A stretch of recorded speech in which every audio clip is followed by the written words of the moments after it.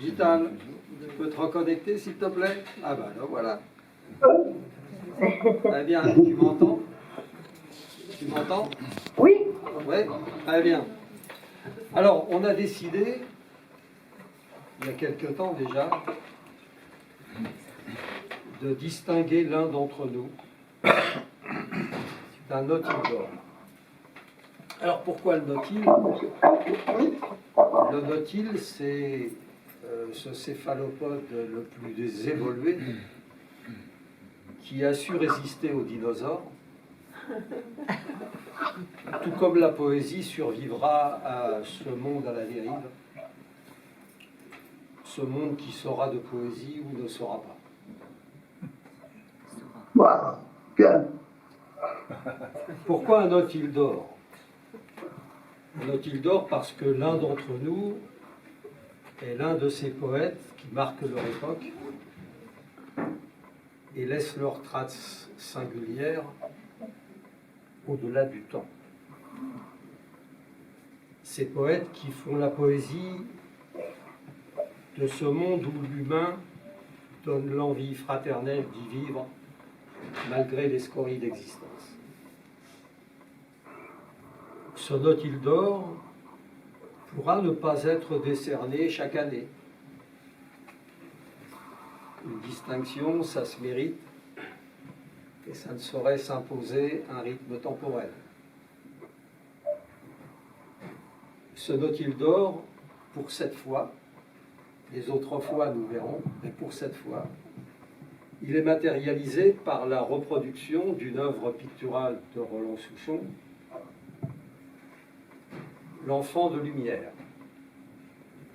L'enfant de lumière qui est l'avenir de ce monde à refaire. Cette œuvre est présentée sous la forme d'une pièce américaine que je découvre.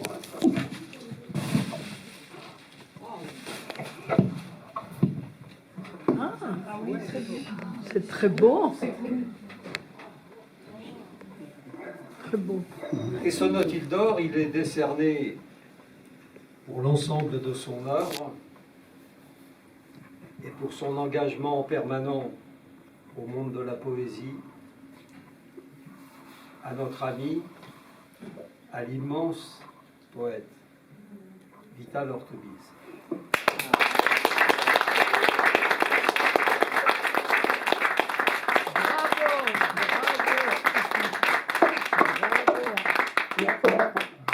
Voilà.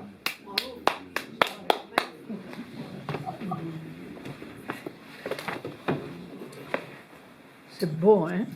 Très beau. Magnifique. Alors, Tu dis pas que je sais pas. Vital, waouh! Je dis quelque chose, non? Je dis quelque chose? Un peu par force, non? On t'écoute. Ah, voilà. Merci, merci, merci.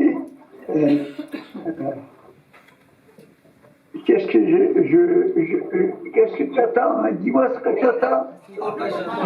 J'attends quelques Eh bien, que je remercie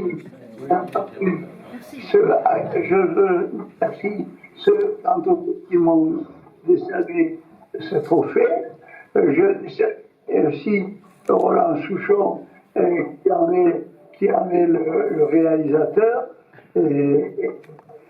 Et nous avons depuis quelque temps, Roland Souchon, des échanges qui sont de plus en plus lumineux. Je suis très, très touché, vraiment. Et, je comprends combien j'aurais dû être parmi vous aujourd'hui. Alors, merci. Merci. Bien, Vital, eh ben, écoute, pour terminer le programme, avant de passer à la scène ouverte, on va demander à Claire de bien vouloir nous dire quelques-uns de tes poèmes, de façon à ce que chacun puisse s'imprégner de la poésie si forte de Vital Orthovis. Est-ce que vous m'entendez? Oui. Oui. J'ai choisi quelques poèmes qui donc reflètent la lumière que Vital nous offre tous les jours dans sa poésie. Invitation. Entre dans mon jardin, ma sœur, ma fiancée. À personne avant toi je n'ai fait bon accueil. J'ai souvent attendu jusqu'à l'aube avancée, mais jamais à Satan j'en ai permis le seuil. Il est pourtant venu sous divers artifices de ces airs séduisants me tenter bien des fois. Depuis la femme de Nubie et tous ses vices jusqu'à la Vierge folle, il m'offrit tous les choix. J'aurais pu de tout temps et en tout lieu connaître la gloire. Il suffisait de renoncer à toi, d'accepter que Satan fût mon Seigneur et Maître, et le servir, semer le mal autour de moi. J'ai failli, mais toujours, ta voix se fit entendre en secret dans mon âme à tous mes rendez-vous. Tu te levais, tout à la fois sévère et tendre, dressant sur mon chemin herses et garde-fous. En ce monde éternel, je t'avais devancé. À mon tour, c'était moi qui t'attendais ici. Entre dans mon jardin, ma sœur, ma fiancée. Je suis partie plus tôt que toi, mais te voici. Je t'accueille, tu viens, épouse de lumière, dans notre Éden, à l'abri du camp, dira-t-on. Notre amour s'accomplit comme à l'aube première, unis dans l'androgyne, au cœur du grand pardon.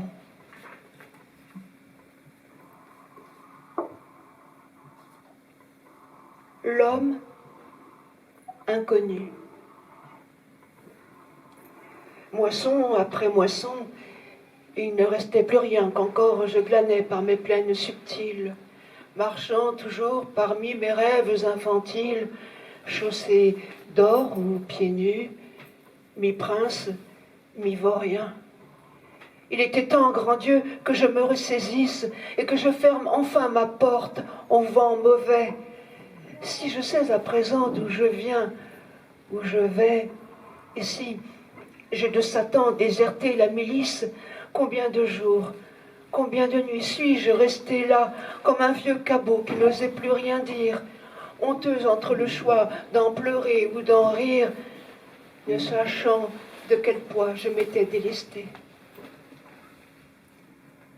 Lorsqu'un homme est venu m'enlever ma vêture, me dégrimer de tous mes fards, mes faux bijoux. Qui était-il? Je sais qu'il était humble et doux, par la voix, par le geste, et de haute stature. Un instant, il m'a pris par la main. Son regard s'est soudain enflammé de tout l'amour du monde. Puis il est reparti, laissant la nuit profonde tomber, s'étendre et me gagner de toutes parts. Mais cet homme avait su m'arracher à mes songes pour découvrir un nouveau monde à mon réveil, un monde où rien ne serait plus jamais pareil à cet enfer de vains espoirs et de mensonges. Ainsi, venaient de commencer les temps nouveaux, chassant des temps anciens jusqu'au dernier miasme. Les sots pourront toujours dire que tu fantasmes. Passe et n'écoute plus leurs sermons de dévots. Tu connais à présent la sagesse infinie. Garde le cap, elle est ton ultime horizon. Laisse croire au cagot que tu perds la raison. Échappe à l'existence et entre dans la vie.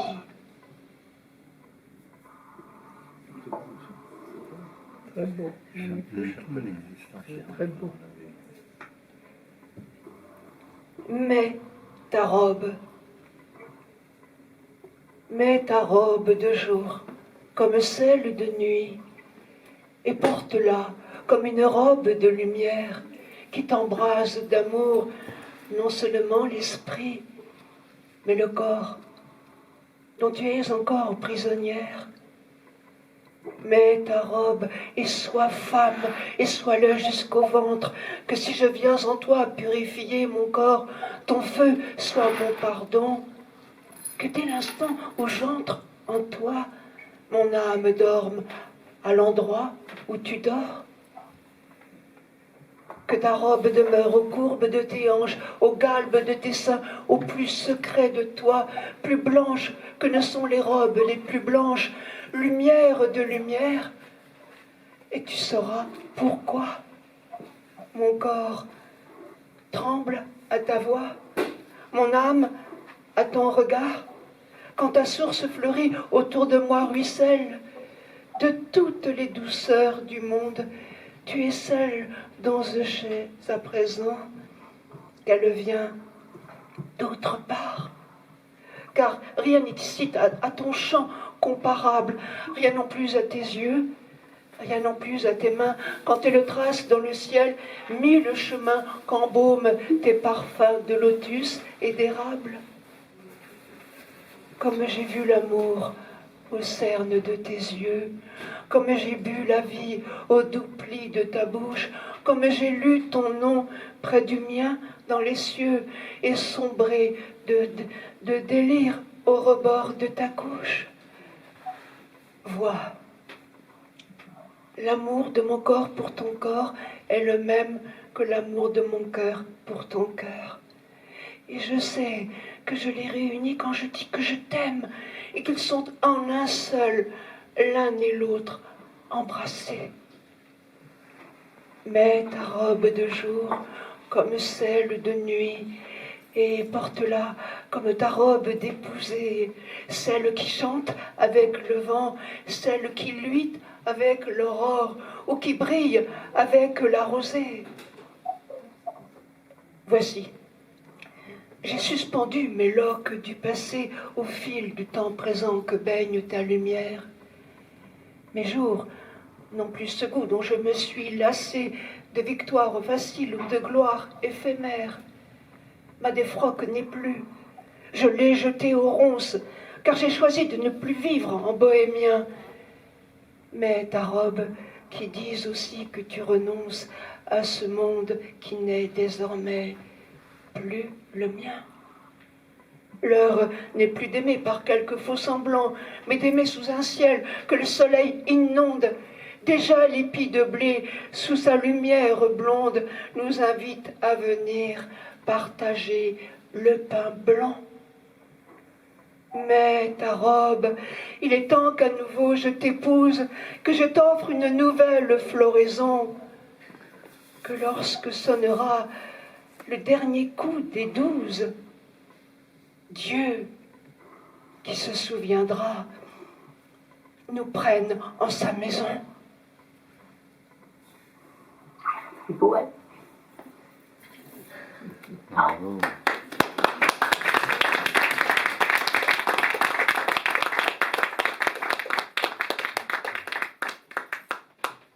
Offrande. Je monte jusqu'à toi comme un prêtre à l'autel, et mes yeux éblouis de ta blonde lumière me font me souvenir de cette aube première, quand tu mis dans mon cœur cette soif d'éternel. Je monte, en ta splendeur mon âme s'émerveille. Je reviens lentement du fond de longues nuits, te dire mes appels d'angoisses et d'ennuis. Et voici, mon amour à ton amour s'éveille.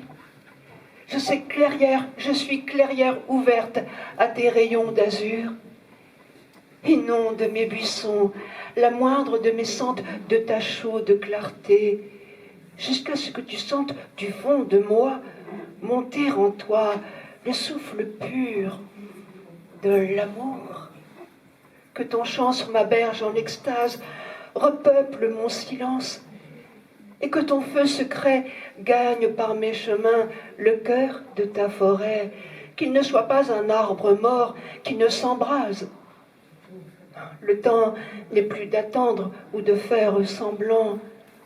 Le temps n'est plus de rire à quelque enfantillage. Je t'apporte à pas lents l'aube de mon vieil âge. Et je t'invite à ma promesse de pain blanc.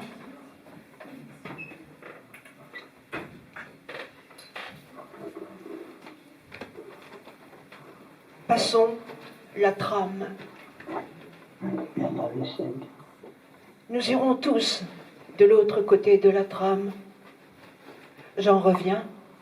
J'ai tout vu, tout lu, j'ai tout appris. Je sais qu'il n'y a pas de quoi en faire un drame, que le bonheur s'y trouve et qu'il n'a pas de prix. L'âme y dort, mollement bercée au vent, caresse d'un suave parfum de lavande et de miel. Le repos gagne, et pourtant il n'est point paresse, car l'être tout entier participe du ciel. On écoute des voix dans le feuillage tendre qui chantent doucement la langue des oiseaux. Mille sources d'eau pure, au soir, se font entendre en murmures secrets au cœur blanc des roseaux.